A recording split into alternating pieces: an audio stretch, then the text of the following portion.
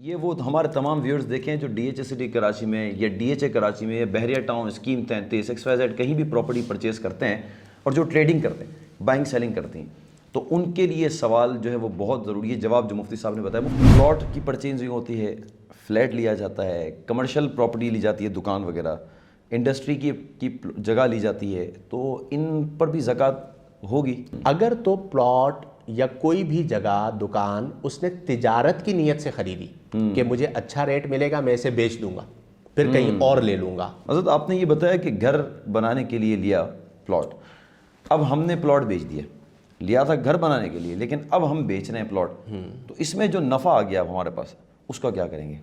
حضرت صاحب نصاب بھی بتا دی، کیا ہے صاحب نصاب؟ جواب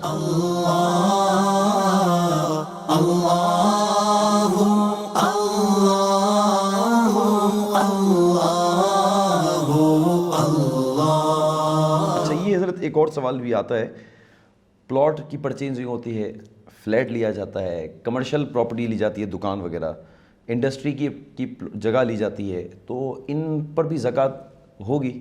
اس کو کس طرح ہم دیکھیں یہ بالکل آسان سی بات ہے کہ ہم نے یہ کہا کہ زکوٰۃ ہوگی سامان تجارت میں۔ ٹھیک ہے، اب مثال کے طور پر ایک شخص نے پلاٹ خریدا، تو دیکھا جائے گا کہ اس پلاٹ کو خریدتے وقت اس کی نیت کیا ہے۔ نمبر ایک، تجارت کی نیت ہے یا بنانے کی نیت ہے، یا بچے گھر بنا لیں گے یہ نیت ہے۔ اگر تو پلاٹ یا کوئی بھی جگہ، دکان اس نے تجارت کی نیت سے خریدی کہ مجھے اچھا ریٹ ملے گا، میں اسے بیچ دوں گا، پھر کہیں اور لے لوں گا، تو اس پہ زکوٰۃ ہے۔ اچھا، اور اگر کسی نے مہنگی سے مہنگی پراپرٹی رکھنے کے لیے خریدی ہے، تجارت کے لیے نہیں خریدی اچھا، آگے ہے، جا کے کبھی گھر بنائے گا وہ، کبھی گھر بنائے گا یا بچوں کے کام آ جائے گی، تو اس پر زکوٰۃ نہیں ہے۔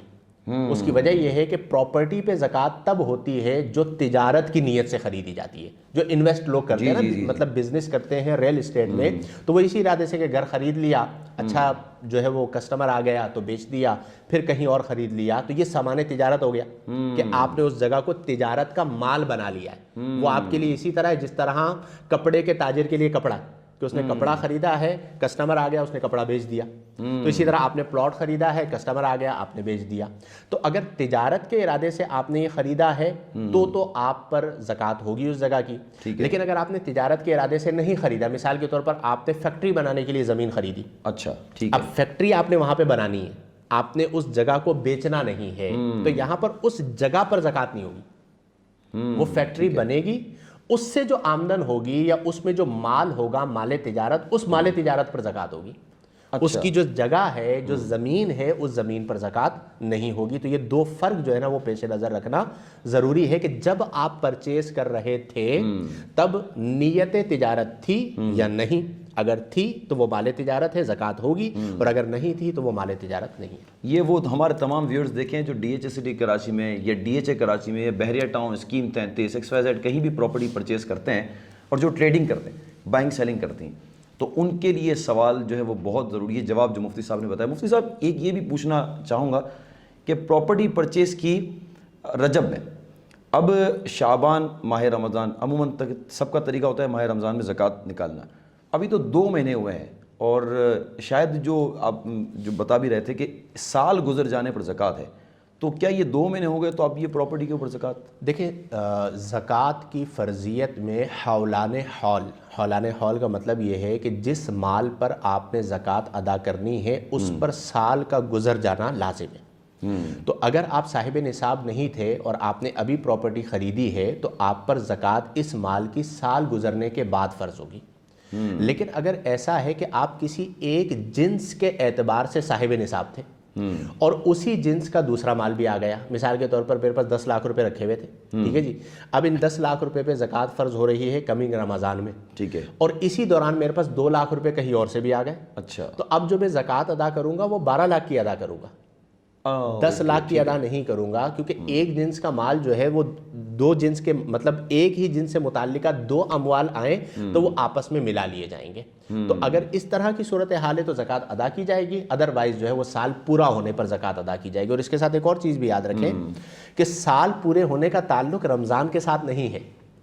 اگر کسی کے پاس پچھلے رجب میں مال آیا، ٹھیک ہے، اور اس کا سال کب پورا ہوگا؟ رجب قمری حساب سے، تو اب اگر وہ 2 مہینے کی تاخیر کرے گا تو گنہگار ہوگا۔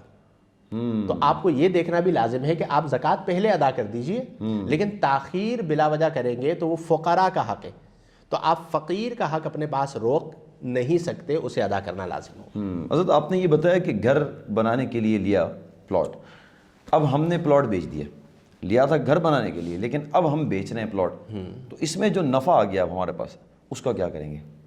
اس کے اوپر بھی زکوٰۃ آئے گی؟ یا جو ہم نے پراپرٹی بیچی 1 کروڑ روپے کی لی تھی، سوچا تھا کہ ہم گھر بنائیں گے، اب وہ جگہ ڈیولپمنٹ کے قابل نہیں تھی، گھر بنانے کے قابل نہیں تھی، اب بیچا ہم نے تو 1 کروڑ 25 لاکھ میں بیچا، تو اب اس کے لیے اب اگر آپ صاحب نصاب تھے تو سال کے درمیان میں آپ کے پاس پیسے آ گئے نا، تو آپ اسی نصاب کے ساتھ جوڑ دیں گے، اور اسی نصاب کے ساتھ جوڑنے کے بعد جب سال پورا ہوگا تو آپ کل مال کی زکوٰۃ ادا کریں گے۔ اب جو حساب لگایا جا رہا ہے وہ لگایا جائے گا پیسے کے ساتھ۔ اب جیسے بندہ کما رہا ہوتا ہے، جب وہ زکوٰۃ، ایسا تو نہیں کہ وہ 1 کروڑ روپے کی زکوٰۃ ادا کر رہا ہے تو 1 کروڑ روپے فلاں تاریخ کو اس کے پاس آئے، بس اسی کی اس نے زکوٰۃ ادا کرنی ہے۔ بزنس چل رہا ہوتا ہے، پیسے آ رہے ہوتے ہیں، تو جب زکوٰۃ ادا کرنے کا وقت ہے اس وقت بیٹھ کے آپ حساب کرتے ہیں کہ پورا سال میرے پاس کتنی اماؤنٹ اب تک موجود رہی، اور پھر اس اماؤنٹ پہ آپ زکوٰۃ ادا کرتے ہیں۔ حضرت صاحب نصاب بھی بتا دی، کیا ہے صاحب نصاب جو آپ بتا؟ بہت آسان ہے، دیکھیں نصاب شرعی طور پر 2 طرح کے نصاب کو ذہن میں رکھ لیں۔ نمبر 1 7.5 تولے سونا، یہ پہلا نصاب ہے جو شرع نے بیان فرمایا۔ نمبر 2 52.5 تولے چاندی، یہ دوسرا نصاب ہے۔ نمبر 3 52.5 تولے چاندی کی مقدار رقم جو حاجت اصلیہ سے زائد۔ حاجت اصلیہ سے مراد کیا ہے کہ وہ چیزیں جو میرے استعمال میں ہیں ان پر زکوٰۃ نہیں ہے، میرا موبائل ہے، میری گاڑی ہے، میرا گھر ہے، میری دکان ہے، وہ حاجت اصلیہ کے اندر آ جائیں گے۔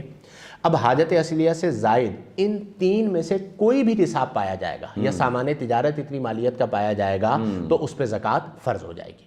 اب چونکہ آپ جانتے ہیں کہ 7.5 تولے سونے کا ریٹ بہت ہائی ہے، جی لیکن 52.5 تولے چاندی کا جو ریٹ ہے وہ 1 لاکھ کے اندر آ جاتا ہے۔ تو اس اعتبار سے اگر کسی کے پاس کوئی ایک نصاب بھی قائم ہو گیا، یعنی 52.5 تولے چاندی جتنے پیسے بھی اس کے پاس جمع ہو گئے، 80-85 کچھ بنتے ہیں تقریباً، ریٹ آگے پیچھے ہوتا رہتا ہے، وہ آپ روزانہ کی جب آپ نے زکوٰۃ ادا کرنی ہو تو 52.5 تولے چاندی کا ریٹ جو ہے وہ مارکیٹ سے آپ لے لیجئے، اتنی اماؤنٹ آپ کے پاس جمع ہو گئی تو آپ مستحق کے، آپ جو ہے وہ فرضیت زکوٰۃ صاحب نصاب ہو گئے اور آپ پہ زکوٰۃ کی ادائیگی فرض ہو گئی۔ تو یہ بنیادی طور پر نصاب۔ اچھا، اب یہ اب زکوٰۃ دینا لازم ہو گیا؟ لازم ہو گیا۔